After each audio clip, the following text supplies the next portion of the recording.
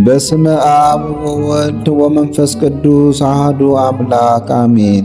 ሰኔ 6 ቀን የሚከበሩ የቅዱሳን በዓላት። አባ ቴዎድሮስ። አባ ቴዎድሮስ በአራተኛው መቶ ክፍለ ዘመን የነበረ ግብፃዊ አባት ነው።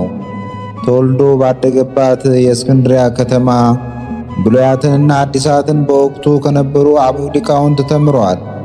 ጊዜው ምንም መናፍቃን የበዙበት ቢሆን በዛው ልክ እነ ቅዱስ እለእስክንድሮስና ቅዱስ አትናቴዎስን የመሰሉ ቅዱሳን ሊቃውንት ነበሩና ከነሱ የሚገባውን ወስዷል። አባ ቴዎድሮስ አባ ያሰኘው ሥራው ሲጀምር ገና በወጣትነቱ ድንግልናንና ምንኩስናን በመምረጡ ነበር። ምንም እንኳ ሀብት ከእውቀት ጋር ቢስማማለትም ይህ እርሱን ከምናኔ ሊያስቀረው አልቻለም። ከከተማ ወጥቶ በዓት ወስኖ በጾምና በጸሎት ተወሰነ። በ340ዎቹ ዓመተ ምህረት አካባቢ ግን በምዕመናን ላይ ከባድ ችግር ደረሰ። የወቅቱ ነገሥታት በስመ ክርስቲያን አርዮሳውያን ነበሩና ሕዝቡን ማስገደድ፣ አንዳንድም የአርዮስን እምነት ያልተቀበለውን ማስገደል ጀመሩ። በዚህ ምክንያትም ታላቁ የኦርቶዶክስ ጠበቃ ቅዱስ አትናቴዎስን ከመንበሩ አሳደዱት። በምትኩም አርዮሳዊ ሰው ጳጳስ ተብሎ ተሾመ። ይህን ጊዜ ነው እንዲህ እውነተኛ እረኛ ያስፈልገው። በበዓቱ የነበረው አባ ቴዎድሮስም አላቅማማም። ቤተ ክርስቲያን ትፈልገዋለችና መጻሕፍትን ገልጾ ከቦታ ቦታ እየተዘዋወረ ምዕመናንን ያጸናቸው ጀመር። መናፍቃኑን ተከራክሮ ምላሽ በማሳጣት ሕዝቡን ከኑፋቄ በመጠበቅ የሠራው ሥራ ሐዋርያዊ ቢያሰኘውም ለአርዮሳዊው ጳጳስ ጊዮርጊስ ይባላል ሊዋጥለት አልቻለም። በቁጣ ወታደሮችን ልኮ አባ ቴዎድሮስን ተቆጣው፣ እንዳያስተምርም ገሰጸው። አባ ቴዎድሮስ ግን እሺ ባለማለቱ ግርፋት ታዘዘበት። ወታደሮች እየተፈራረቁ ሲገርፉት ረድኤተ እግዚአብሔር ከሱ ጋር ነበርና ከዛ ሁሉ ግርፋት አንዲቷም አካሉ ላይ አላረፈችም። በዚህ የተበሳጨው አርዮሳዊ ጳጳስ የአባ ቴዎድሮስን እጅና እግር ከፈረስ ጋር በኋላ አስረው በኮረኮንች መንገድ ላይ በፍጥነት እንዲያሮጣቸው አዘዘ። ፈረሶቹ መሮጥ ሲጀምሩ የአባ ቴዎድሮስ አካሉ ይላላጥ ጀመር። ትንሽ ቆይቶ ግን እጆቹ ተቆረጡ። በኋላም ራሱ ከአንገቱ ተለይታ መንገድ ላይ ወደቀች። አካሉ በሙሉ መሬት ላይ ተበታተነ። እግዚአብሔር ቅድስት ነፍሱን ተቀብሎ አሳረጋት። ለቅዱሱም 3 አክሊል ከሰማይ ወርዶለታል። አንደኛ ስለ ፍጹም ምናኔውና ድንግልናው፣ ሁለተኛ ስለ ሐዋርያዊ ወንጌል አገልግሎቱ፣ ሦስተኛ ስለ ሃይማኖቱ ደሙን አፍስሷልና። አባልከ ተመቲራ ለእንተ ሰረረት ርእስ እግዚአብሔር አስተቀጽላ በአክሊለ ሰላስ እንዳለ መጽሐፍ። ምዕመናን ሥጋውን ሰብስበው በዝማሬና በማኅሌት በክብር ቀብረውታል። አምላካችን ከቅዱሱ በረከትን ይክፈለን። ሰኔ 6 ቀን የሚከበሩ ዓመታዊ ቅዱሳን በዓላት። ቅዱስ አባ ቴዎድሮስ ሰማዕት፣ አባ ገብረ ክርስቶስ። 40 ሰማዕታት።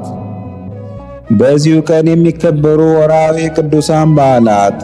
ቅድስት ደብረ ቁስቋም፣ አባታችን አዳምና እናታችን ሔዋን፣ አባታችን ኖህና እናታችን ሃይከል፣ ቅዱስ ኤልያስ ነቢይ፣ ቅዱስ ባስልዮስ ዘቂሳርያ፣ ቅዱስ ዮሴፍ አረጋዊ፣ ቅድስት ሰሎሜ፣ አባ አርከ ስሉስ፣ አባ ጽጌ ድንግል፣ ቅድስት አርሴማ ድንግል፣ ቅድስት ማርያም መግደላዊት፣ ቅድስት ማርያም እንተ እፍረት፣ ቅድስት ማርያም ግብፃዊት።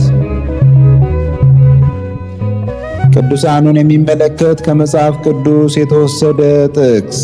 የቅዱስ ጳውሎስ መልእክት ሁለተኛ ጢሞቴዎስ ምዕራፍ 4 ቁጥር 7 መልካሙን ገድል ተጋድያለሁ፣ ሩጫውን ጨርሻለሁ፣ ሃይማኖቴን ጠብቄአለሁ፣ ወደፊት የጽድቅ አክሊል ተዘጋጅቶልኛል። ይህንም ጻድቅ ፈራጅ የሆነው ጌታ ያን ቀን ለእኔ ያስረክባል። ደግሞም መገለጡን ለሚወዱት ሁሉ እንጂ ለእኔ ብቻ አይደለም። ወስብሐት ለእግዚአብሔር ለወልድ ወለወላዲቱ ድንግል ወለመስቀሉ ክቡር ዕፀ ሳህል አሜን። ዘአቅረብኩ አላፍ ቅዱሳንን አዘክሬ ምስጋናን አቀረብሁልህ። እኒህ ቅዱሳን ዘወትር አንተን ያገለገሉ ናቸው። በድህነቴ የማነብልን መጽሐፍ ምስጋና ተቀበል። አንተ ብዙ ባለጠጎች ካገቡት ይልቅ የድሃዋን መበለት ስጦታን ተቀብላለና።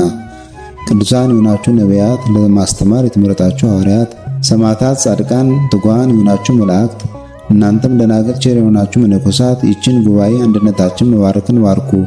ስትባርኩም ከሕፃናቱ ጀምራችሁ እስከ ሽማግሌው ድረስ ይሁን።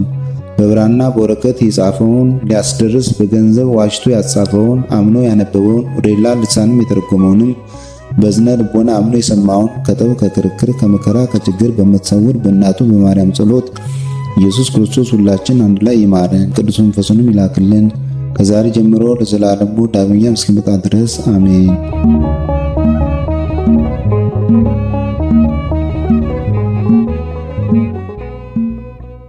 ነቢያት ወሐዋርያት ጻድቃን ወሰማዕት ደናግል ወመነኮሳት አይሩግ ወሕፃናት ገዳማውያን ወሊቃውንት ሰአሉ ለነ ኩልክሙ ቅድመ መንበሩ ለጸባኦት